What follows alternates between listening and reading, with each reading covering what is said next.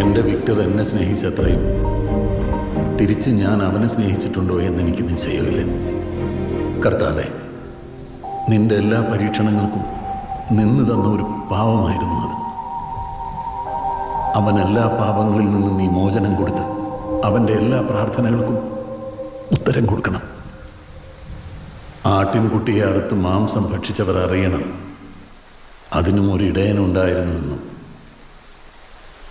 നാളെ ഉത്തരം കൊടുക്കേണ്ടി വരുമെന്നും.